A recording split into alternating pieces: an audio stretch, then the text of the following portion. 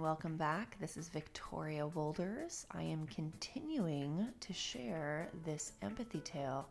As you can see on the screen, the name of the tale I'm continuing and the part we are in. If you are interested in exploring more empathy tales, please click on the link.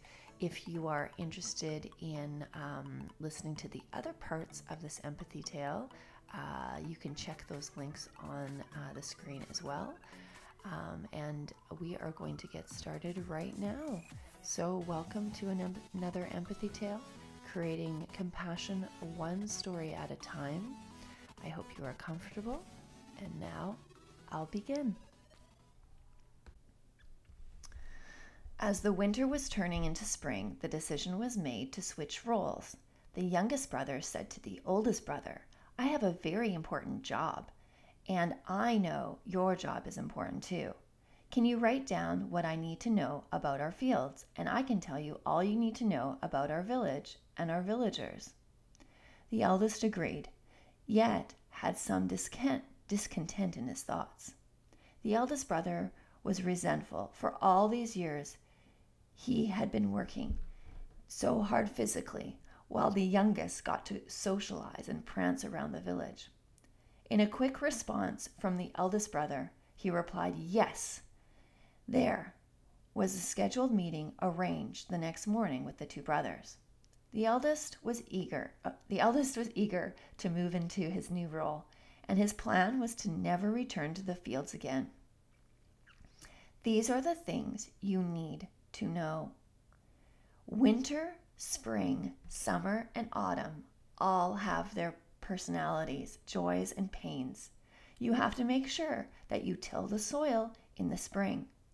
You need to pull the weeds at the proper time, as well as sow the seed at the proper time. If you are unable to make the soil fertile, then there will be no food for us to eat.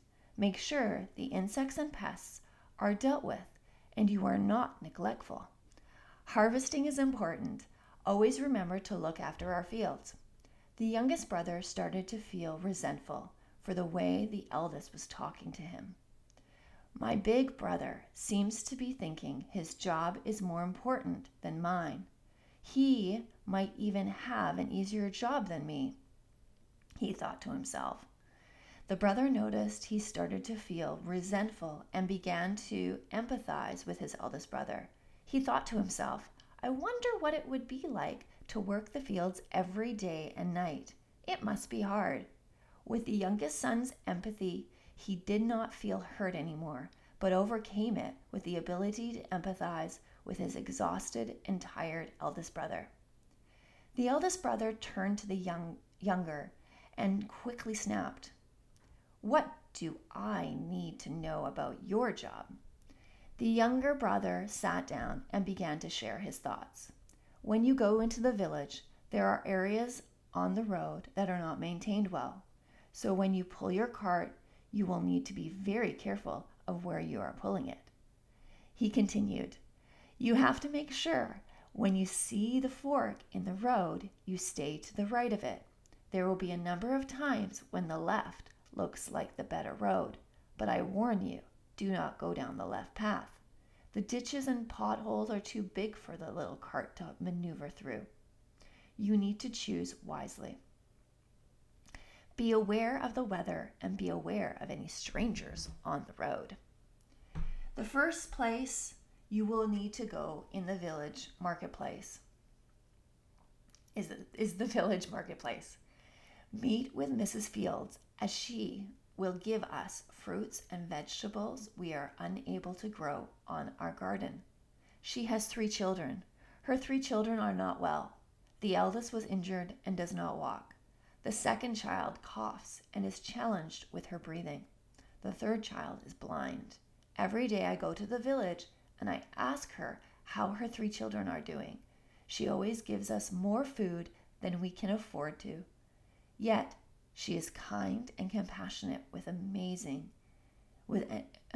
and her compassion was amazing.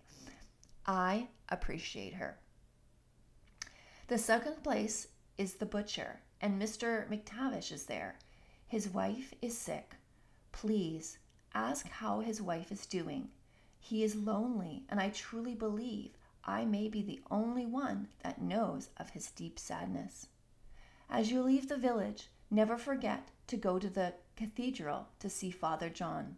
Remember, Father John will help us with giving us clothing. His unconditional love and his care is deep and beautiful. We have a beautiful community. After the long discussion about the relationships and the connections, the eldest brother said, Yeah, fine. Your job looks so easy compared to mine. This should be fine for me. The eldest wrote down some information, but forgot to write down the names and the specifics because he was convinced it was not necessary. The next day, the eldest brother slept in and decided to get ready to go to the village. The eldest brother left the house when the sun was in the mid-sky. And as he went along, he realized this was such a simple job compared to his duties on the field.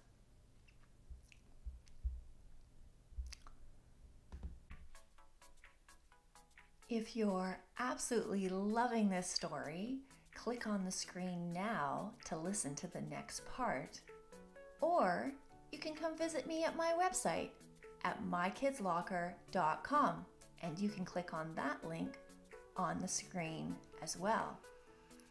Or if you're interested in listening to a different story, I have also added another link for you to enjoy and relax and listen to another empathy tale.